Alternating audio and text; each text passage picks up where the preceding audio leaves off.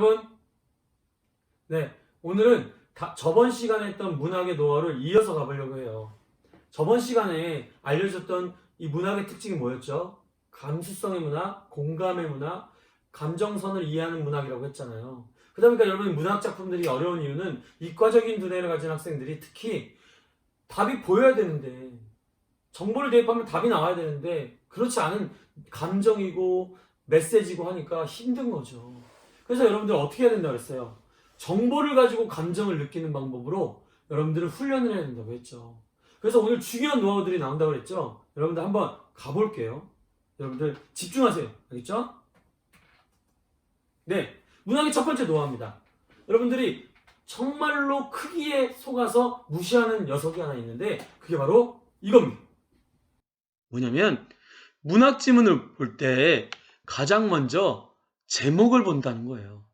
여러분 수능 시험지 이렇게 언어 영역이나 국어 영역 모의고사 문제 뭐냐면 여러분들 그 시 밑에 조그맣게 제목이 나와 있어요. 조그맣다 보니까 그리고 문제 읽고 지문 보고 풀기도 바쁘니까 외면하고 넘어갈 때가 많죠. 무시하고 넘어갈 때가 많죠. 꼭 보셔야 돼요. 왜냐면요. 여러분들 이름 지을 때요. 여러분들의 부모님이 이름 지을 때요. 막 짓나요? 아니면 여러분들이 삼겹살 집을 하려고 하는데 똥냄새 나는 집, 뭐 굶고 키운 돼지, 뭐 이런 제목을 막 짓나요? 아니죠. 똥이라는 단어가 들어가도 제주 똥, 돼지, 삼겹살 이런 메리트를 만들려고 하지 여러분들 막 짓지 않잖아요. 그럼 왜 여러분들 시를 하나 짓는데 꽤 오랜 시간이 걸리잖아요. 근데 이 시의 제목을 정했다는 것, 시의 제목으로 결정했다는 건 중요하다는 거잖아요. 기억하세요. 제목은요 중심 소재일 수 있고요 주제를 담은 내용일 수 있기 때문에 꼭 읽어야 됩니다. 여러분들 이름을 막 짓나요? 만약에 제가 오씨라고 해서 여러분들을 제 이름을 오발탄이라고 지을 건가요? 엄마 아빠가 겸연쩍 하시면서 야 미안하다 네 이름 오발탄이야. 그러면 얼마나 제 상황이 애매해집니까? 오발탄이 뭐예요? 잘못 쏘아진 총이잖아요. 그럼 엄마 아빠가 뭐예요 이게 지금 잘못 쏘아졌다는 게 뭐예요 이게 진짜. 만약에 제 이름이 오씨라고 오발탄이라고 막 지어봐요. 난리 나죠. 저는 좌절에 빠지겠죠. 왜 어두워지는지 말씀 못 드리지만 어두워지겠죠. 오발탄이라고 하면요. 그렇게 이름을 짓지 않는다는 거예요. 그만큼 제목이 중요합니다. 여러분 제목을 꼭 보셔야 돼요. 제목에서 정보를 얻어서 옆에 적으셔야 돼요. 이따가 보여드릴게요. 두 번째, 이게 제가 알고 있는 제가 스스로 깨달은 문학의 가장 핵심 노하우입니다. 문학은 감정의 문학이다 보니까요. 내용의 흐름을 파악하는 것이 가장 중요한데 이것을 할 수 있는 가장 간단한 방법이 단어, 핵심 단어를 긍정과 부정으로 나눠보는 거예요. 왜 이분법 해야 되는지는 알죠? 왜냐하면 답이 정답과 오답으로 나뉘기 때문에 긍정과 부정으로 굳이 나눠보는 거예요. 완전 긍정이 아닐 수도 있어요. 완전 부정이 아닐 수도 있지만 나눠보는 게 필요한 거죠. 그리고 이제 이과적인 두뇌를 가진 학생들 기억하세요. 요걸 가지고 그래프를 그리는 거예요. 단어들이 처음에는 부정적인 단어들이 있었는데 나중에 밝은 단어들이 나왔어. 처음에는 밝은 단어들이 나오다가 나중에 어두운 단어들만 나왔어. 이렇게 그래프를 그려보는 것이 너무 중요합니다. 알겠죠? 그래서 긍정이 뭐냐? 부정이 뭐냐? 그래프가 뭐냐? 핵심 단어를 어떻게 찾냐? 그래서 여러분들이 궁금해할 만한 단어들에 대한 궁금증을 해결해 드릴게요. 첫 번째, 핵심 단어를 어떻게 찾아요? 시를 읽지도 못하는데요. 시를 읽어도 뭐가 뭔지 모르겠는데요. 핵심 단어를 어떻게 찾아요? 걱정하지 마세요. 여러분, 핵심 단어는 알아서 찾아줍니다. 뭐라고요? 제목에 핵심 단어가 있죠. 그리고요, 여러분, 문제를 보면 밑줄 친 단어 시험 문제나 기역 미음에 대한 설명으로 옳은 것은의 문제가 단어와 관련된 문제인데요. 본인들이 문제 안에 중요한 단어들을 이미 정해준 거예요. 네모친 단어가 말하고자 하는 바가 뭐냐라고 문제 내면 네모친 단어도 중요한 단어겠죠. 왜요? 시험 문제 나오는 건 중요한 문제라는 거잖아요. 중요한 단어겠죠. 그러니까 여러분 걱정하지 마세요. 문제 안에 중요한 단어가 뭔지 다 알려줄 거예요. 알겠죠? 알아서 다 찾아줍니다. 두 번째, 단어의 긍정, 부정으로 그래프를 어떻게 그려요, 선생님? 제가 한번 그려볼게요. 이렇게 하면요, 답이 아닌 것들이 보이기 시작한다니까요. 한번 볼게요.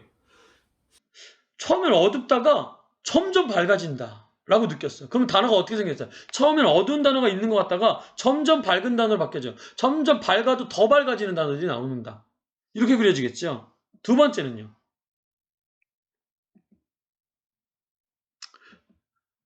계속 밝은 것도 있겠죠. 그러니까 처음부터 끝까지 밝은 시가 있을 수 있겠죠. 계속 밝은 단어만 나올 수도 있겠죠. 한번 볼게요. 시의 분위기가 점점 밝아지는 시인데 만약에 문제예요. 무너져가는 가정의 모습을 사실적으로 그리고 있다는 3번 보기가 있다고 합시다. 여러분, 이거 맞아요? 그래프가 점점 밝아지는데? 아니죠. 그럼 어떻게 3번 지우시는 거죠. 그러면 두 번째, 계속 밝은 시예요. 근데 가령 고난과 역경 속에서도 희망을 잃지 않는 모습을 그리고 있다 라고 돼 있으면 희망이니까 맞는 것 같지만 잘 보세요. 고난과 역경 속에서도 라는 말은 고난과 역경이 있다는 얘기잖아요. 그러면 처음부터 밝을 수가 있나요? 아니죠.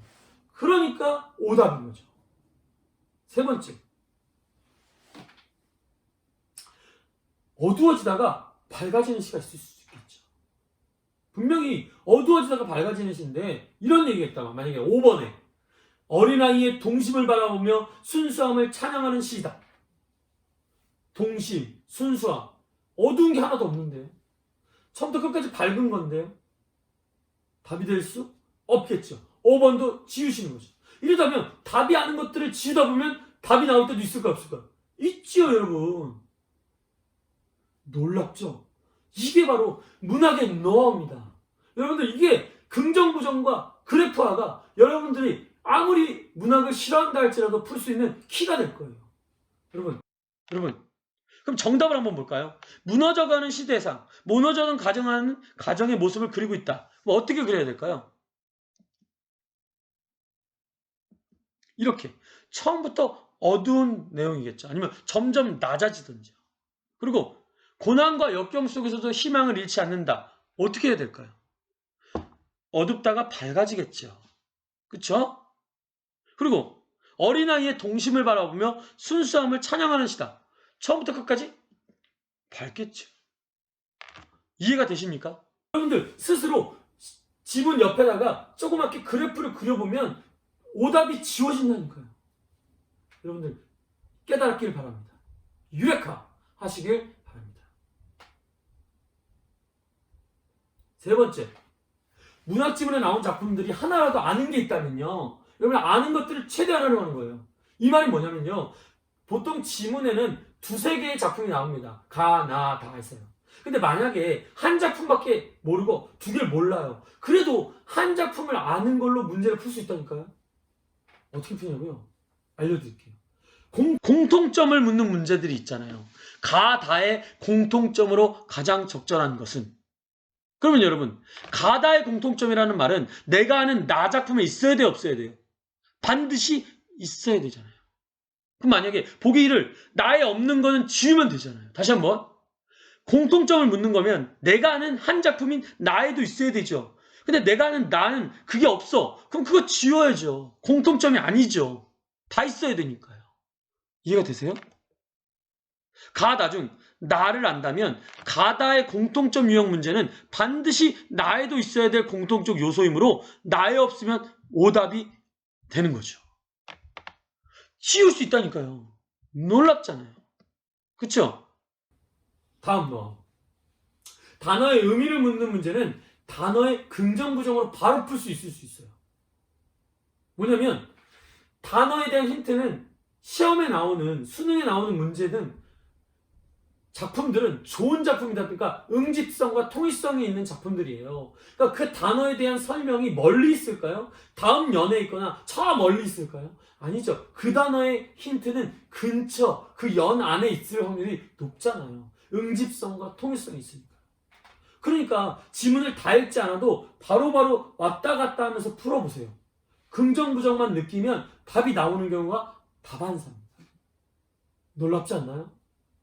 밑줄신 단어, 다음 어휘가 의미하는 바의 유형은 바로바로 왔다 갔다 하면서 주변의 긍정부정으로 답을 풀어보시면 답이 나옵니다. 바로 풀려요. 답이 바로 나올 수도 있다니까요. 한 연이 뭐냐, 한 문단이 뭐냐고요. 한 연은요, 시가 뚝 떨어져 있는 부분이 있잖아요. 1년, 2년, 3년. 한 문단은 소설에서 이게 줄이 나눠지는 부분, 엔터를 누를 것처럼 문단이 바뀌는 부분, 이것과 이것이 한 문단, 두 문단 이렇게 되는 거죠. 이해가 되고 계신가요? 여러분들 지금 놀라운 노하우들이 나오고 있어요. 여러분들 오늘 들은 이 노하우가 문학의 핵심입니다. 아직도 문학의 노하우는 많지만요. 요게 핵심이에요. 긍정부정을 찾는 거. 단어의 긍정부정으로 그래프를 그려보는 거. 이 그래프를 통해서 문제의 오답을 제거하고 시가 밝은 신지 어두운 신지 어둡다가 밝아지는 신지 밝다가 어두워지는 신지를 느끼는 감수성. 이것을 가지면 여러분들은 풀 수 있어요. 여러분들 어때요? 오주영이라는 사람이 믿어지기 시작하시나요? 신뢰가 생기나요? 여러분, 오늘 배운 건 그날 복습하세요. 여러분들 중에 정말 오주영의 노하우 집을 갖고 싶은 사람들은 댓글을 다시거나 저한테 메일 주소를 알려주시면 보내드릴 테니까 저와 함께 그날 복습하세요. 그리고 또 하나, 모의고사 유형의 문제집을 사라고 했죠. 모의고사 문제집을 오답 노트화하는 것이 저의 최종 목표라고 했죠. 그래서 여러분들 공부할 때도요, 인터넷에서 다운받아서 풀어야 되는데 풀 때 4문제, 3문제 이렇게 풀고 정답 체크하고 이러지 마세요. 10문제, 12문제, 정도 한 2지문 정도의 문제를 한 번에 한 문제당 90초, 다시 한번 한 문제당 90초를 잡고 타이머로 14분에 한 번에 푸는 연습. 참아보는 연습이에요. 긴 문제 풀기를 참는 훈련이라고 생각하시고 14분, 15분 동안 푸는 연습을 하시는 거예요. 알겠죠? 다음 시간은 이제 비문학 노하우로 넘어갈 거예요. 문학의 노하우와 팁들을 조금 다룬 후에 비문학 노하우로 갈 텐데 여러분들 계속해서 함께 하시고 여러분들 놀라운 성적의 향상을 볼 때까지 오주영의 주영TV가 함께 합니다. 구독해주세요. 구독.